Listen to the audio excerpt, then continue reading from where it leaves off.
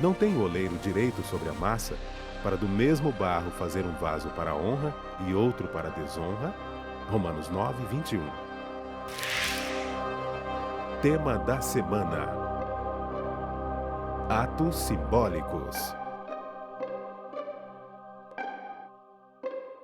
Está no ar mais um programa Lições da Bíblia. Nesta temporada nós estamos estudando o livro do profeta Jeremias. É muito bom ter a sua companhia, é muito bom poder ter você com a gente para aprender mais da palavra de Deus. Eu sempre gosto de lembrar que nós temos um guia de estudos, mas esse guia simplesmente sistematiza o tema que nos conduz à palavra de Deus. Estamos hoje em mais um encontro, agora começando com uma nova dupla de convidados.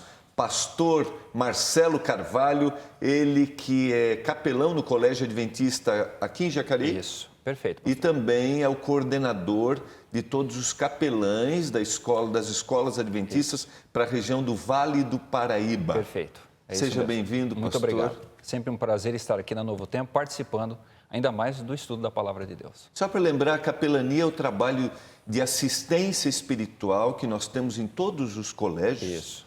O capelão atende as famílias que têm necessidade de uma visita. Perfeito, pastor. Nós damos assistência, fazemos todos os cultos, conduzimos a vida espiritual da escola, atendemos aos alunos e aos pais e também aos funcionários da nossa escola. Ok, Então, havendo alguma necessidade pastoral de atendimento, é o capelão que tem essa responsabilidade. Perfeitamente. Nós temos esse privilégio de trabalhar com a geração que está hoje e que vai liderar o mundo no futuro, né? Quando principalmente nós não estivermos aqui.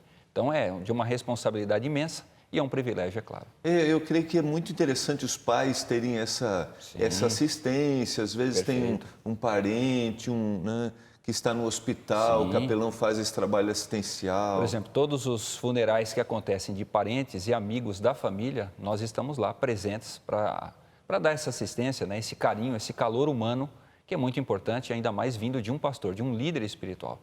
E nós damos graças a Deus que os alunos nos enxergam assim, os pais também. Não só para as questões, né, diárias ali, orientação de como tratar o filho, mas também nesses momentos de dor e tristeza. Muito bom. Parabéns pelo trabalho. Eu que agradeço. Deus abençoe muito a todos os capelães das escolas adventistas por todo o Brasil. Que a bênção do Senhor esteja sobre vocês. Sabe que eu durante 5 anos trabalhei na área de capelania. Parabéns. 1 ano em Florianópolis e 4 anos em Porto Alegre. Bons momentos, bons momentos. Amém por isso. De vez em quando aparece um aluno lá e diz assim, pastor, né?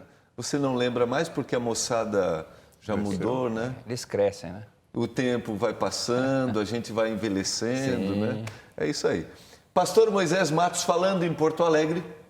Pastor Moisés Matos, que é o presidente da Igreja Adventista para a região central do estado do Rio Grande do Sul, de volta ao Lições da Bíblia. Que alegria estar aqui. Já são algumas vezes que eu tenho o privilégio de estar com você. E voltando agora para estudarmos Jeremias, esse profeta tão importante no cenário do Velho Testamento e de toda a Bíblia.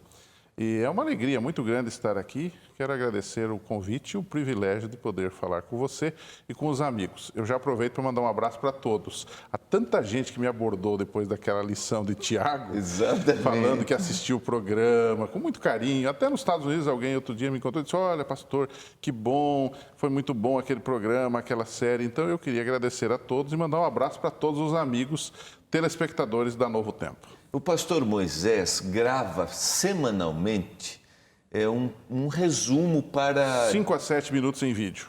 De auxílio, um resumo do que está no guia de estudos, para aqueles que são apresentam... professores, são coordenadores disso nas igrejas, né? Nós chamamos de professores da Escola Sabatina. E a gente tenta fazer um material singelo, onde a gente dá alguns tópicos de forma didática, a gente divide a lição da semana, o tema da semana, e a gente coloca lá no YouTube. Então, se alguém tiver interesse de ver esse material, Como que vai faz? agora no YouTube e no setor de pesquisa coloca assim, Associação Central Sul Rio Grandense, que é a minha associação, que tem um canal lá. E ali você tem todos os vídeos da associação, mas lá você procura por Classe Online, ok? Então, no YouTube você pode achar. Ou no Facebook, aqueles que são do Facebook, poderão ir e também procurar por Associação Central Sul Rio Grandense, porque todas as semanas na página do Facebook se dá o link para o vídeo da semana da lição correspondente. Muito bom. Só para lembrar que em toda a Igreja Adventista do Sétimo Dia, no sábado pela manhã, nós temos um pequeno grupo que se reúne, exatamente, do tema que nós abordamos aqui. E lá nesse pequeno grupo nós temos os professores da escola sabatina, que coordenam, então... Que, aliás, é um grupo que assiste muito esse programa aqui, que está ligado, que faz anotações.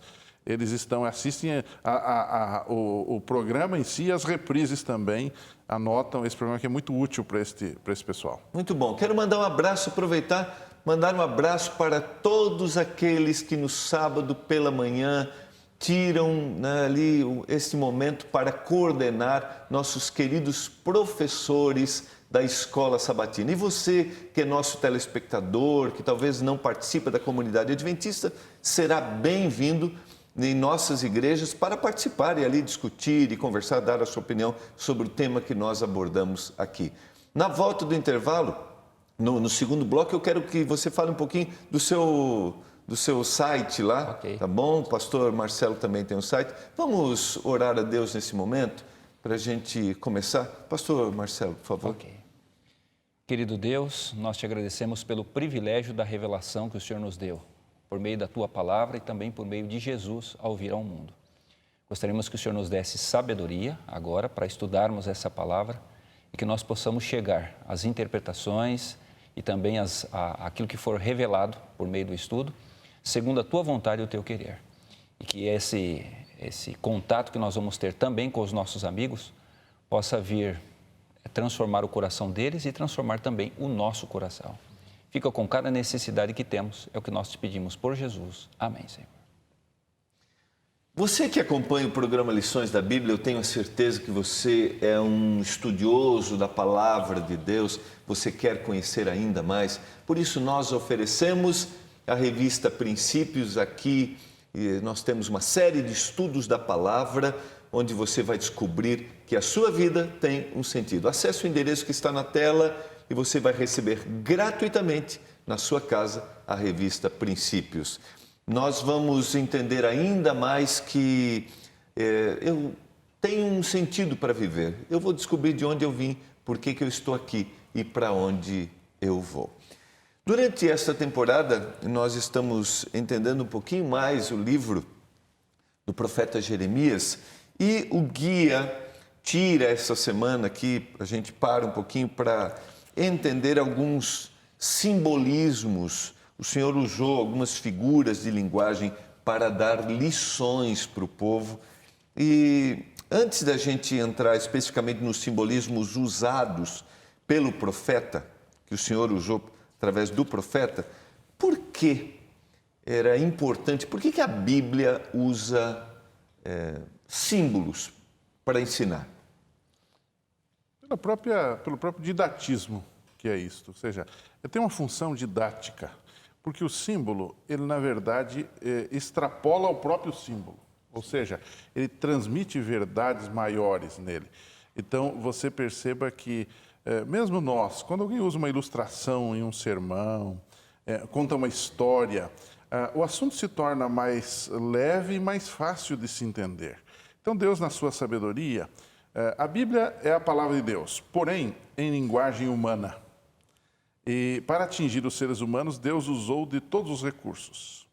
Não é? Você tem na Bíblia prosa, você tem poesia, você tem romance, não é? E você tem símbolos. Não é?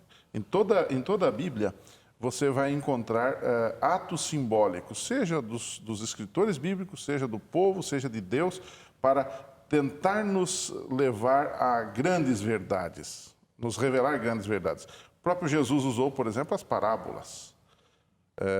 O Jeremias está cheio de simbolismo, a própria vida dele. Sim, era uma parábola, né? Na verdade, ele é uma parábola viva, Isso, né? Porque ambulante. a gente vê que ele não casou, Exatamente. ele não casou, né? Ele não Havia uma podia intenção, né? não podia ir a funerais, não ia a festas, era uma pessoa totalmente reclusa, usava uma espécie de jugo, né, sobre o pescoço.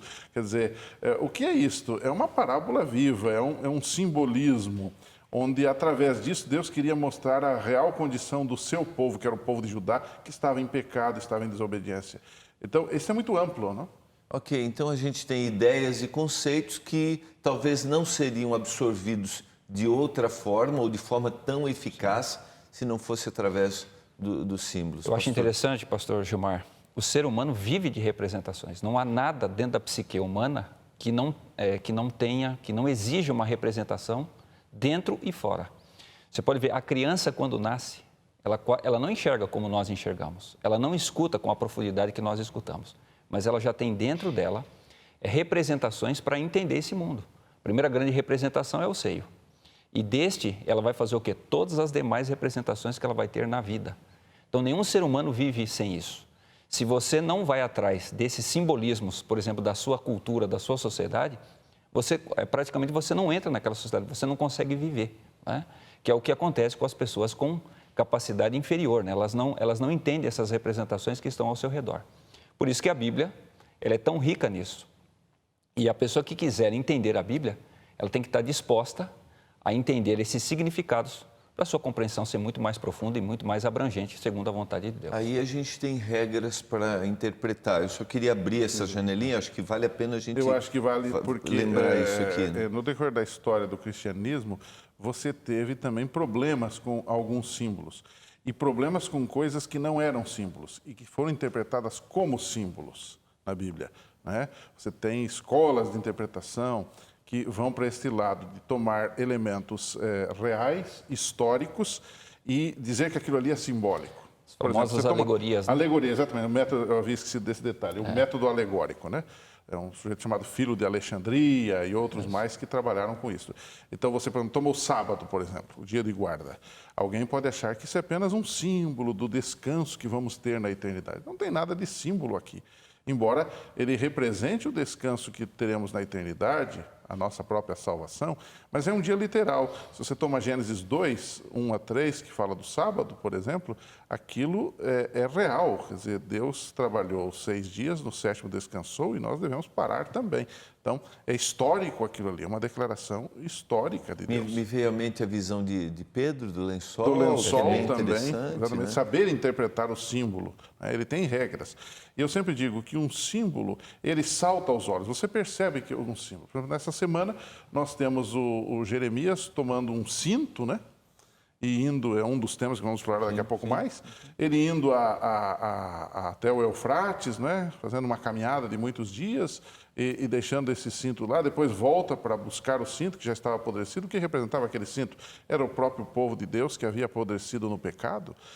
Então, isto salta aos olhos, você percebe que ali tem um simbolismo. Não? Muito bom. E como foi mencionado, usado o exemplo da criança, às vezes há um incentivo e um entendimento maior, por exemplo, quando a gente ensina através das coisas concretas, em nossas comunidades. A alfabetização é feita assim. Exatamente. Né? A criança aprende a escrever e ler desta forma. Através do concreto. Partindo do conhecido para o desconhecido. Exatamente. E eu até ia mencionar que em nossas comunidades, quando se conta uma historinha para uma criança, quanto mais você usa o concreto, mais ela consegue entender. Perfeito. O que está sendo dito. Nós temos aqui em nosso guia de estudos 2 exemplos aqui que eu acho que vale a pena a gente resgatar e até aplicar para que o nosso telespectador entenda. Primeiro está em Gênesis capítulo 4, 3 a 7, são as 2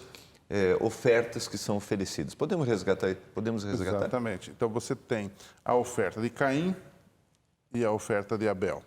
A oferta de Caim, ele levou os frutos da terra.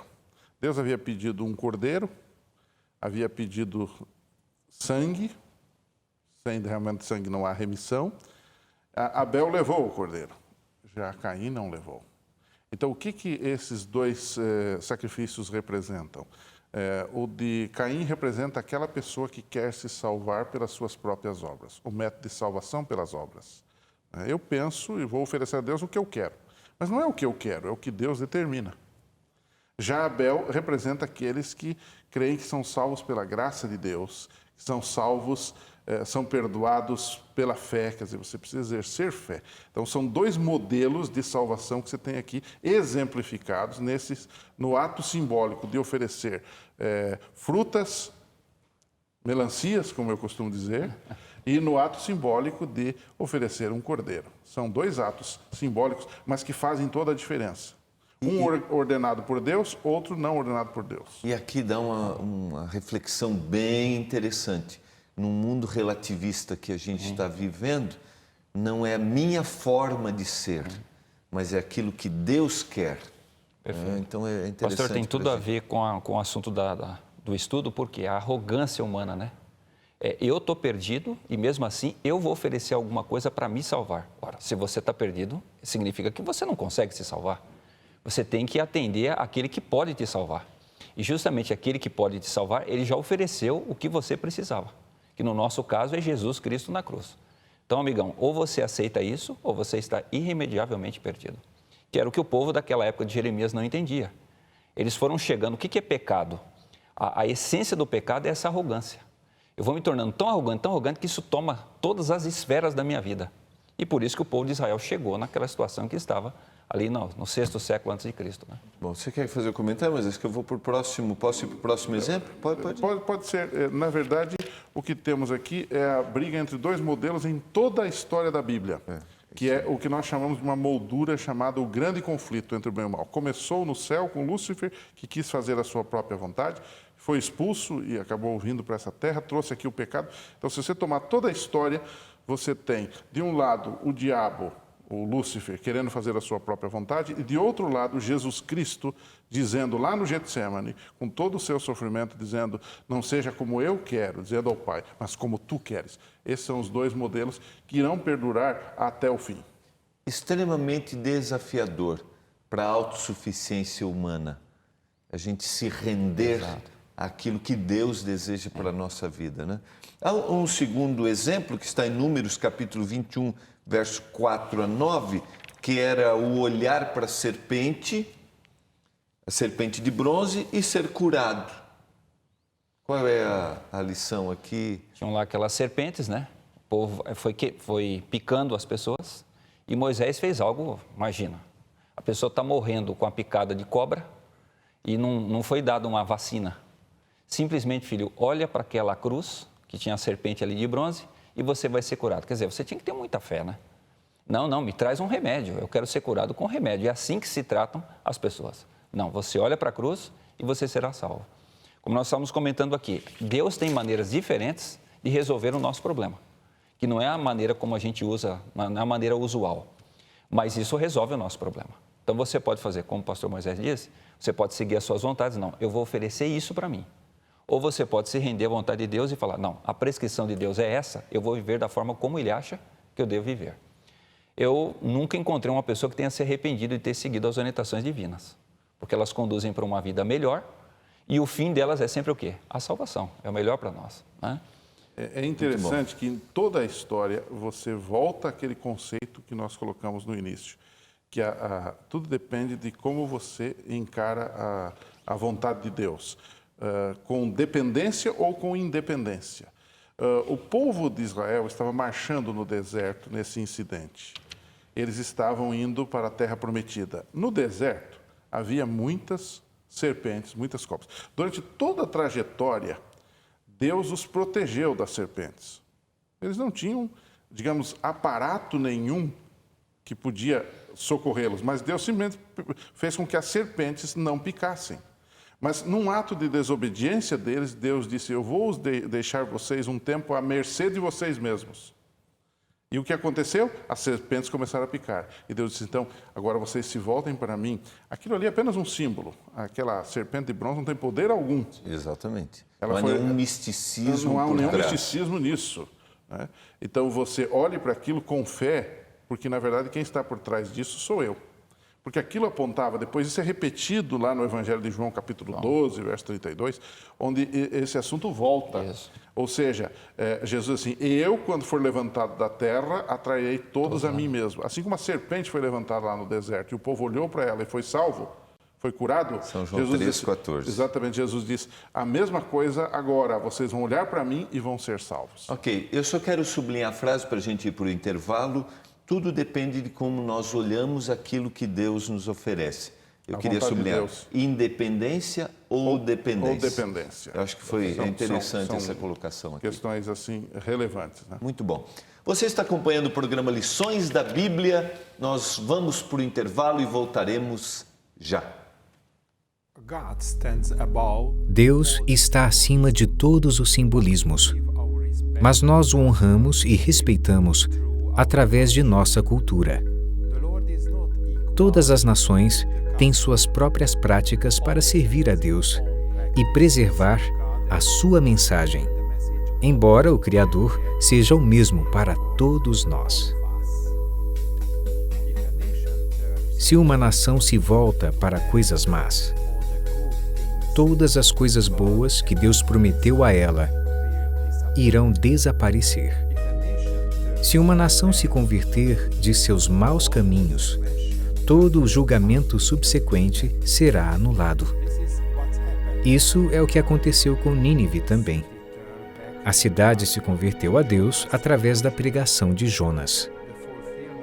O cumprimento das profecias depende da atitude e obediência do povo. O cumprimento das profecias está disponível para nós hoje também.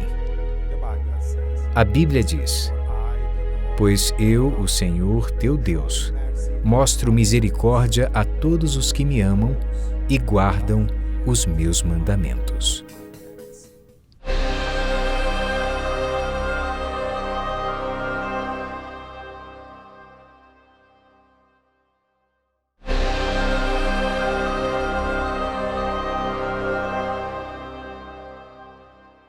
Estamos voltando, você está acompanhando o programa Lições da Bíblia. No programa de hoje nós estamos entendendo um pouquinho porque a palavra de Deus usa diversos símbolos e agora a gente vai entrar especificamente símbolos que são usados pelo profeta Jeremias. Eu queria resgatar uma coisinha, só um detalhezinho.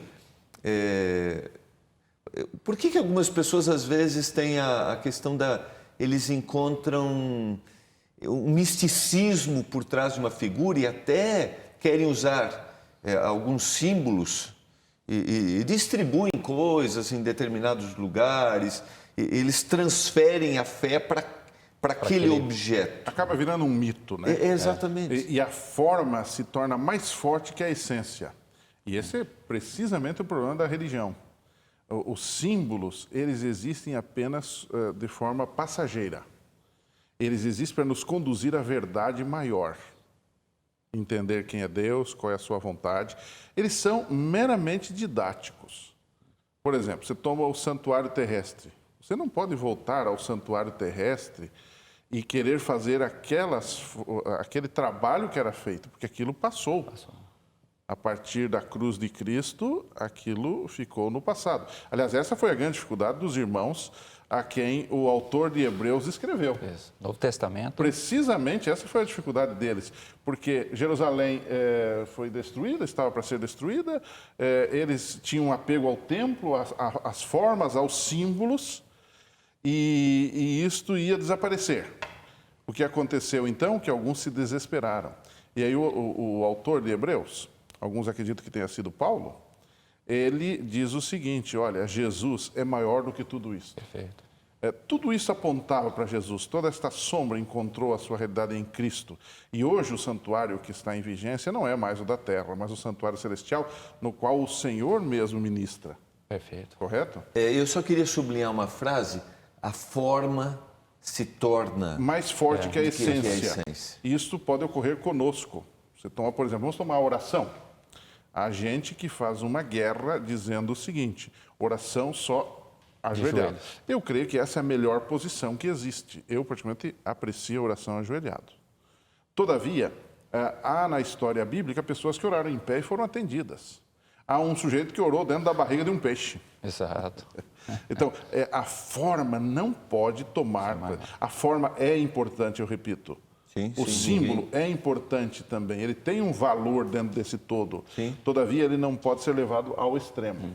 Ok. Pastor, eu vejo assim, a única maneira de nós não sermos idólatras é você entender que a religião está religando você a uma pessoa, não a coisas. Né? Por isso que Jesus falou, ó, não vai ser para a mulher samaritana, não é nem nesse monte, nem em nenhum outro lugar. Mas agora em em espírito espírito e em verdade. e em verdade. Se eu entendo que a minha religião é com alguém, então as coisas elas vão ter o seu lugar, mas por causa dessa pessoa. Agora, se a minha religião não é a pessoa, claro, por isso que aí eu vou dar muito mais valor às formas e aos objetos que eu tenho. Numa próxima lição, nós vamos entrar exatamente nisso.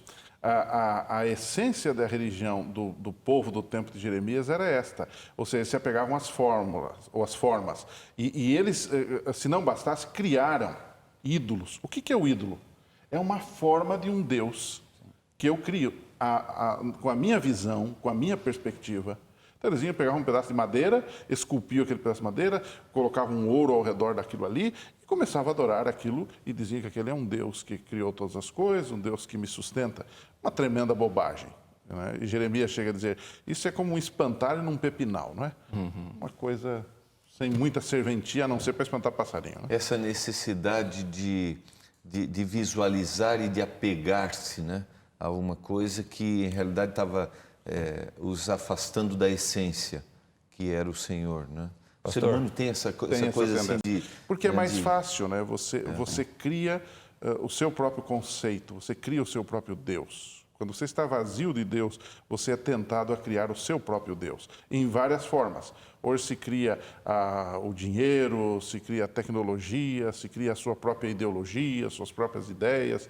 Então você cria para você quando você está vazio. Infelizmente, alguns líderes religiosos, sabendo dessa necessidade que o ser humano tem, acabam criando... Se aproveitam, infelizmente, né? Exatamente. Alimentam esse mito. Exatamente.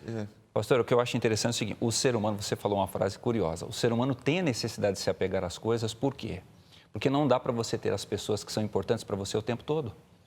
Por que a criança ela se apega à chupeta? Porque ela sabe que não dá para eu ter a minha mãe o tempo todo ao meu lado. Minha mãe sai para trabalhar e faz todas essas coisas. Todos nós passamos por isso, a gente se apegou a uma cobertinha. Tem criança que se apega a um ursinho. Isso faz parte da vida humana. Só que a criança entende uma coisa, minha mãe é mais importante do que o ursinho. Minha mãe é infinitamente mais importante e essencial na minha vida do que esse cobertor. Então, conforme a gente vai crescendo, nós vamos entendendo cada vez mais isso. Amadurecendo, né? Exatamente. Agora, tem pessoas, pastor, que infelizmente passam a vida toda se apegando às coisas. E não amadurecem nunca. Né? Perfeito. Para perceber as pessoas, o que é mais importante, qual é a essência? Então, o camarada se apega a um carro, se apega à casa. Nossa, se ele perder o dinheiro que está no banco, ele morre, não tem como viver. Isso é idolatria. Né? Sendo que nós sabemos, por isso que Jesus falou, importa você viver o que? Mais importante, a palavra de Deus, do que as coisas. Bem-aventurado, como que é ali a segunda tentação, né? A primeira tentação, Jesus fala lá em Mateus 4, né? Me lembra aí, está escrito. Está escrito. Mais importante a palavra de Deus, o que Deus fala para mim, do que qualquer outras coisas dessa vida. E é assim que deve viver o ser humano. Né? É mais importante ele, o que ele diz, o que ele revela, o que ele fala para mim, né? Do que as coisas que dominam a minha vida, como o senhor falou, a tecnologia e tudo mais. Isso não salva a vida do ser humano. Não, né? A primeira tentação exatamente, a primeira tentação é transformar pedras em pães, que é eu me satisfazer. Não só de pão viverá o homem, mas de toda a palavra que procede da boca de Deus. Esse é o nosso norte. A nossa bússola aponta para uma pessoa e não para as coisas que estão ao nosso redor. Muito bom. Vamos para uma das figuras que é usado muito e ela se repete em vários outros livros, que é o que está em Jeremias capítulo 18, versos 1 a 10, onde o Senhor diz para Jeremias, vai à casa do oleiro e veja que ele está ali envolvido com o seu trabalho, nas rodas, né? Não sei se vocês já presenciaram, o indivíduo embaixo tem uma roda maior e em cima ele vai moldando o vaso, ele mexe com o pé aqui, rodando, e aí ele vai... Né? E ali está a aplicação, que é isso que eu desejo fazer com vocês. É interessante que Jeremias desce à casa do oleiro e ele percebe ali, entre outras coisas, uma cena que o oleiro estava fazendo um vaso de barro, fazia de barro, ele se quebrou na sua mão, né, naquele movimento, e o oleiro simplesmente tornou a fazer daquele mesmo barro um outro vaso. Ou seja, isto mostra, em primeiro lugar, aqui é um símbolo da soberania de Deus em escolher Israel e depois Judá. Jeremias profetiza mais a Judá, que é a nação que, na verdade, foi fruto da divisão entre o Reino do Sul e o Reino do Norte, lá em 931 a.C. E Jeremias está falando mais aos judeus, então, o pessoal do Sul, né? E o que você tem aqui? Deus escolheu esse povo para ser seu representante em sentido não de salvação, mas de missão. E o que Jeremias e Deus está tentando dizer é o seguinte: eu faço com esse povo o que eu quero, porque eu sou dono desse povo.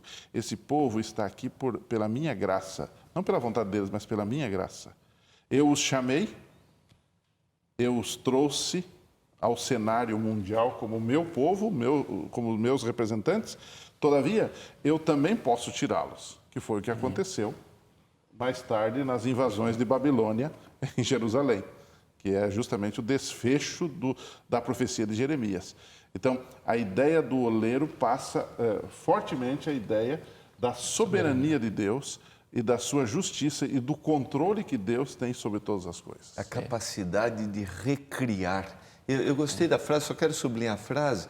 Deus não os chama só no sentido de salvação, como o povo os chama em sentido de missão. De missão. Como salvação, ele chama individualmente. Exatamente, exatamente. Aliás, aí temos um problema até para resolver. Quem vai ao Novo Testamento, ecoando este capítulo 18 de Jeremias, o capítulo 9 de Romanos, e alguns se confundem aí com predestinação. Alguns acham que lá diz que Deus escolheu vasos de honra, vasos de desonra, ele amolece a quem quer, endurece, não é? Quer dizer, da ideia de que Deus tem uma soberania manipulativa e predestinativa, eu diria. Ou seja, Deus escolheu o Gilmar para se salvar e o Marcelo para se perder. Não tem como mudar isso. Alguns pensam nessa predestinação. Na verdade, o texto de Romanos está ecoando Jeremias e outros textos de Isaías também, porque, na verdade, o que o apóstolo Paulo está tentando dizer é que não existe esse tipo de predestinação como indivíduos, mas ali ele está falando de quem? Especificamente da nação que foi escolhida para uma missão e falhou. Então, passou a ser um vaso de desonra. Semelhante ao que vamos estudar no próximo bloco, que é exatamente a questão da botija quebrada de Jeremias. Muito bem lembrado. É interessante, pastor, se pode moldar, o oleiro tem a capacidade de moldar, claro que nenhum oleiro quer fazer um vaso para jogar fora. Você só quer fazer um vaso para quê? Para ser uma bênção. Então, na verdade, assim, se há algum tipo de predestinação no mundo, é a predestinação para a salvação. Deus quer que todos conheçam a sua salvação, porque Ele mandou Jesus para isso. Ele quer que todos venham ao arrependimento. O que me chamou a atenção aqui é a questão da arrogância, né? Os textos que nós estudamos mostram assim, o barro querendo determinar o oleiro. Quer dizer, é absolutamente fora de sentido. Mas não é o que o ser humano sempre faz? Sempre procurando, olha, vai ser assim, o mundo tem que ser assim. Sempre está comprovado que se nós tivéssemos tanta capacidade para gerir o mundo, nós não teríamos todos os dias 900 milhões de pessoas que vão dormir todo dia com fome. A terra produz alimento suficiente para todo mundo comer, mas a arrogância do ser humano, né, de querer viver destruindo um para privilegiar o outro, isso está fazendo com o mundo. Então, será que nós temos tanta sabedoria assim? Não. Já está comprovado que quem tem a sabedoria para nos gerir, obviamente, é Deus. Só para a gente sublinhar aqui o que você colocou, eu sou o barro. Isso. Ele é o oleiro. Isso. O barro não pode comandar o oleiro. O oleiro. Quem está sendo moldado ali somos sou nós, eu, sou eu. Exatamente. Então, e aí o pastor até citou, e me lembra essa ilusão que a gente tem lá no princípio. Isso. Essa ilusão. Já com Eva, né? Exatamente. Determinado. Você pode ser como Deus. Você pode ser como Deus. Aí a gente quer virar... Você quer terminar o raciocínio? Isso. Pastor, o que me chama a atenção é assim, o que é barro? Barro é um pedaço de barranco. Por que Deus, tanta coisa valiosa que tinha no chão, que Deus podia usar ouro, Deus podia usar prata para fazer o ser humano. Mas ele usou barro para mostrar o quê? Amigão, vou fazer você perfeito, você vai ter um corpo incrível, né? Os sistemas que vão comandar a sua vida. Mas não se esqueça, você é barro, você é criatura, feito da maneira mais simples possível. Eu vou fazer assim para você não se esquecer que você é criatura e eu sou o Criador. Todas as pessoas que conseguem desenvolver essa impressão na sua mente são pessoas mais felizes, né? Você vê assim, quando nasce a criança, interessante, ela só consegue desenvolver bem o seu intelecto quando ela entende, antes de mim teve meu pai, teve minha mãe, eles são mais importantes que eu. Outra coisa curiosa, né? Quando você é pequeno, você fica impressionado com o tamanho do seu pai e da sua mãe. Depois que você cresce, você percebe que eles não são tão grandes assim. Mas por que Deus já nos fez pequeno? Meu amigo, criança de 3, 4 anos já consegue ser arrogante? Você já pensou se as crianças já nascessem grandes? O que ia ser a vida do pai e da mãe? Não teria limite social. Então, Deus já, para nos impressionar com os símbolos da vida, Ele já nos fez dessa forma para que nós fôssemos humildes. Pena que o ser humano parece que quanto mais cresce, mais arrogante vai ficando. Muito bom. E nós vamos para o intervalo, pastor. Eu sei que você tem um comentário e a gente deveria ter dado um passo a mais aqui, nós vamos ter que resgatar no próximo. Pastor, guarda o teu comentário, tá bom? Sem dúvida. Você está acompanhando o programa Lições da Bíblia, nós vamos para o intervalo e nós voltaremos já.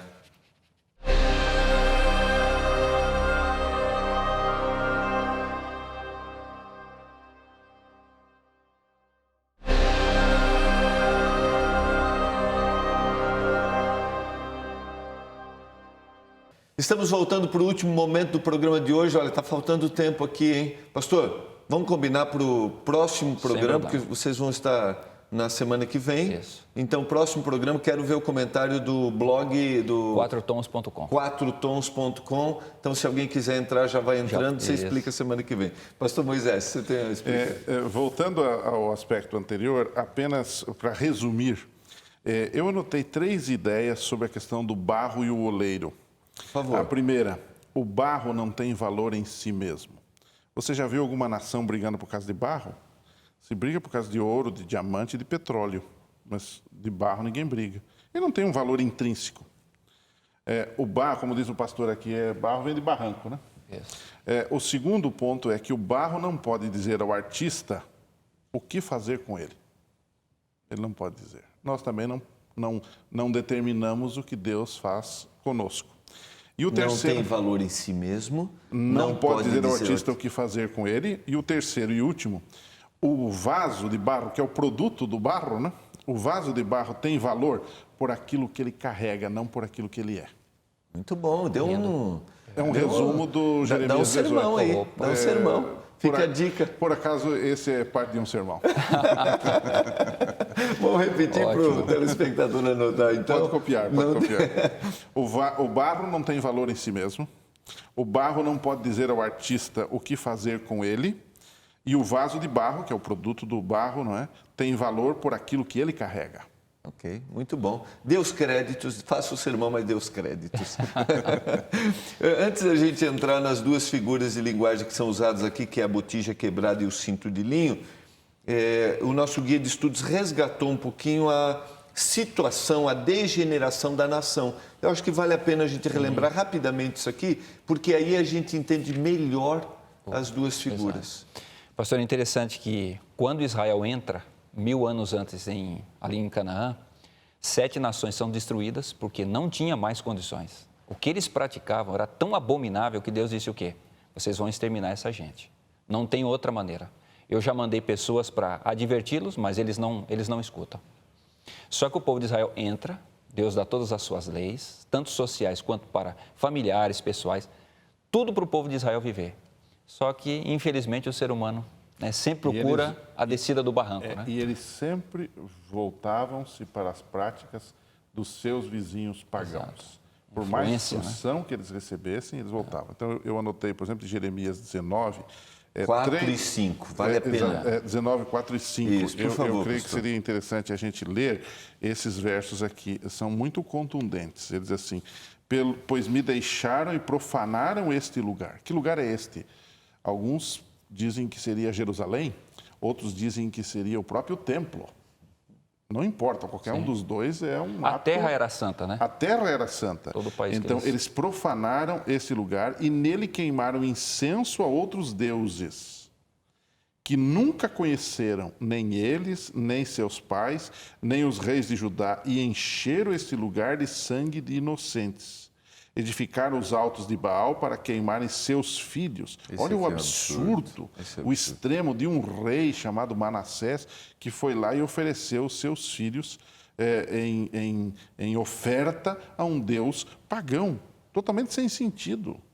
Então você tem aqui, ele diz assim, o que nunca lhes ordenei, nem falei, nem subiu ao coração.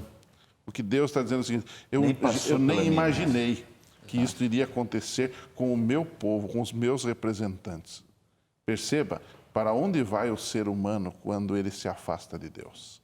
E isso pode ocorrer conosco, que somos cristãos, que somos religiosos, que somos pastores. Isso que é legal. Podemos ir tão longe que nem percebemos isso, o que aconteceu com esse povo. É interessante pensar nisso, porque normalmente, pastor, a gente tem a ideia de, eles fizeram, eu jamais... A gente tem a ideia de jamais transferência. Faria isso. E Deus disse, isso nem subiu na minha cabeça. Quer dizer, eu jamais tive ideia disso, pois isso aconteceu. Pastor, esse texto também mostra o seguinte, para a gente quebrar aquela ideia do vitimismo. Nossa, como que aconteceu aquilo com o povo ser destruído, né? Jerusalém queimada, aquela coisa toda. Não há vitimismo aqui.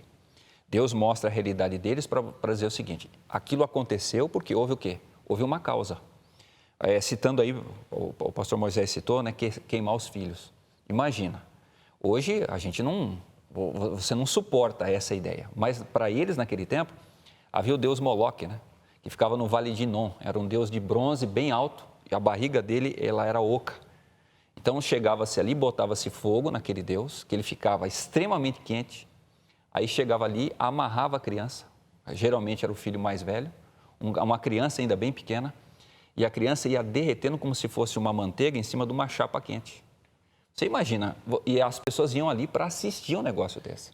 Era abominável. E eles faziam uma cerimônia paralela com isto, afastavam o pai para não ouvir os gritos do filho. E eles faziam uma dança, batiam uns tambores, alguma coisa assim, faziam um barulho, justamente para abafar aquela gritaria lá. Você já imaginou?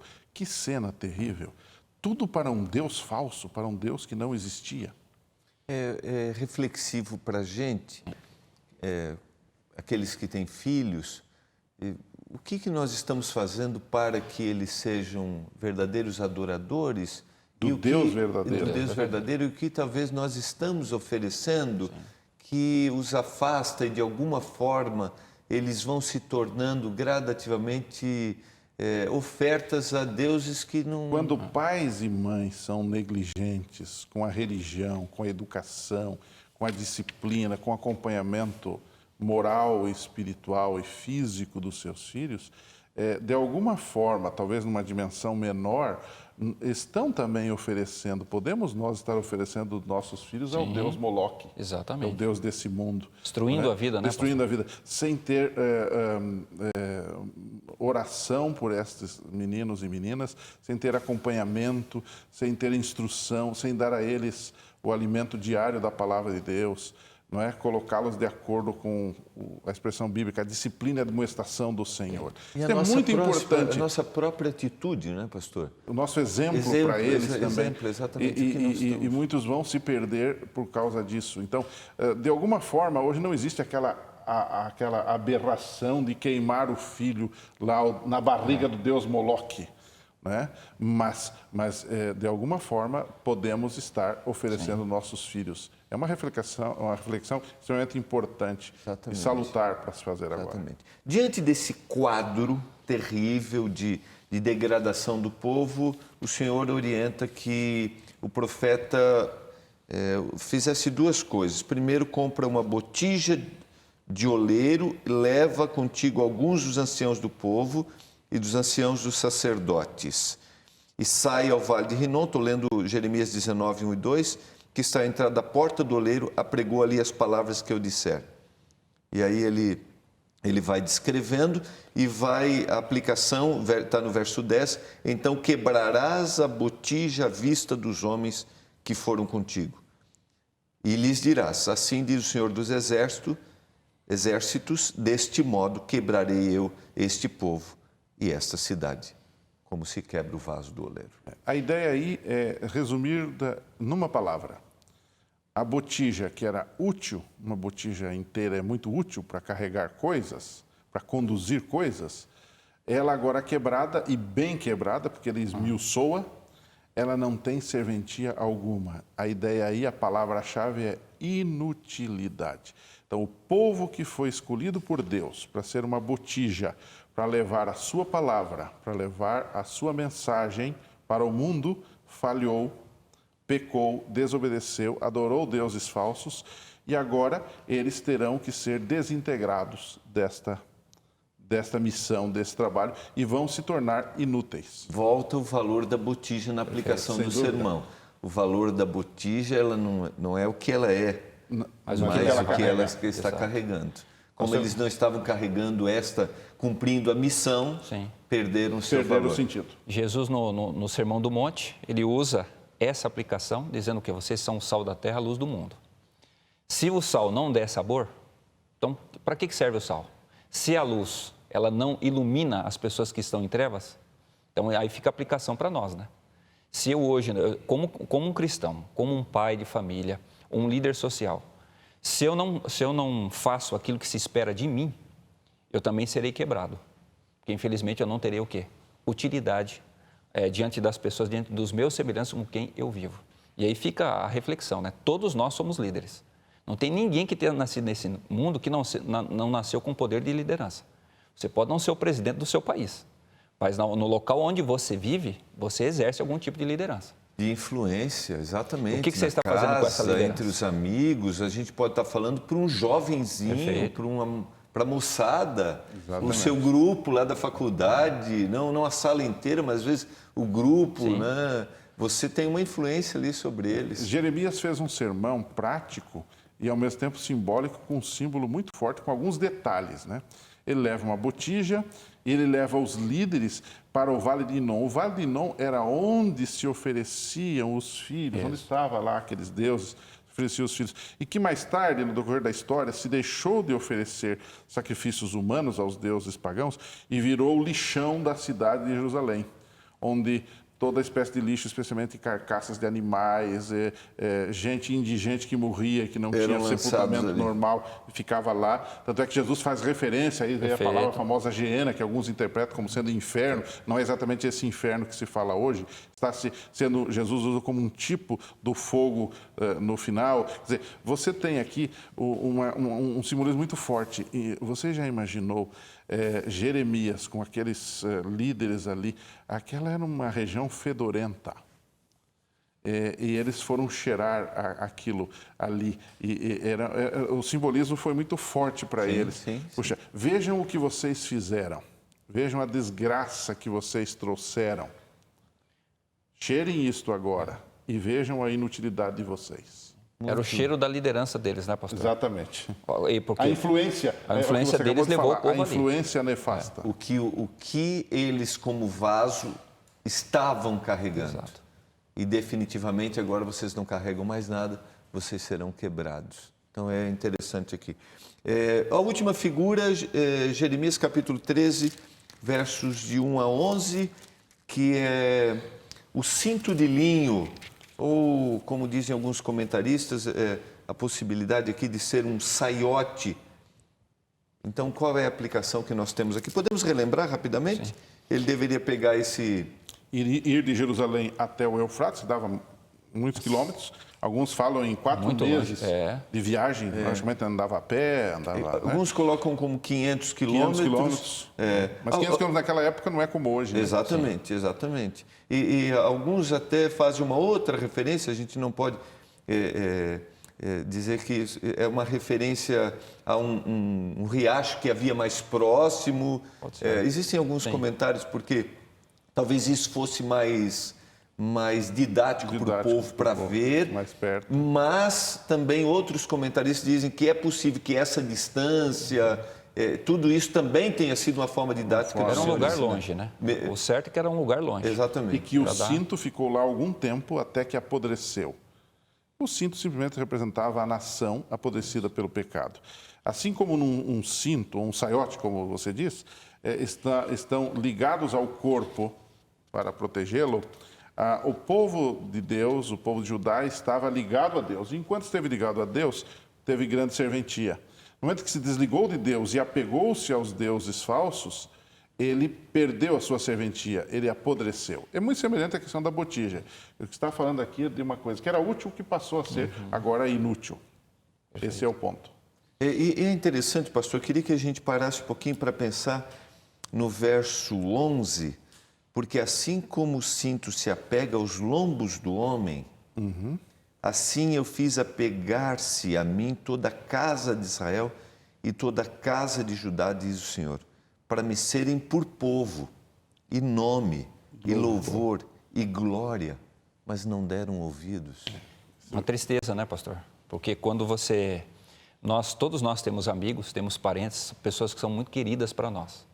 Quando você vê essa pessoa indo para o caminho errado, o seu sofrimento é muito maior. Por exemplo, eu trabalho numa escola, tem alguns alunos que me falam assim, pastor, meu irmão está usando drogas. Nós sabemos que as drogas, elas causam uma ruptura dentro da família, né? Devido a tudo aquilo que envolve. Então você vê o sofrimento dessa criança, ainda muito nova ainda, sofrendo por esse parente que é querido, que ama demais, indo nessa direção. Então agora você imagina o sofrimento de Deus, que era o povo o quê? O povo achegado de todas as nações do mundo, ele escolheu aquela nação para ser o quê? Olha, deita aqui no meu seio, dorme aqui junto comigo, vocês são os meus filhos. E mesmo assim, esses que eram os mais queridos, tomando uma direção tão errada. Então imagina o sofrimento do coração de Deus. Mas é o que ele pode passar com cada um de nós, né? Quando nós não seguimos na direção dele, imagina o sofrimento que nós não causamos ao coração do nosso eterno Pai que nos trata com tanto amor e tanto carinho. Eu só queria resgatar, pastor, o comentário do apodrecimento. A soberba precisava. Eu só queria resgatar isso aqui, porque aqui a gente tem uma lição importante para a vida da gente, né? A gente podia colocar aí uma palavra, assimilação.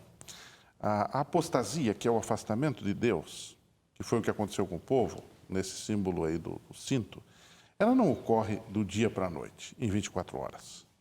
Ela é uma questão de que você vai assimilando certas coisas da cultura ao seu redor, e isto vai aos poucos apodrecendo. O cinto não apodreceu em 24 horas. Um processo. Levou um processo longo, simbólico.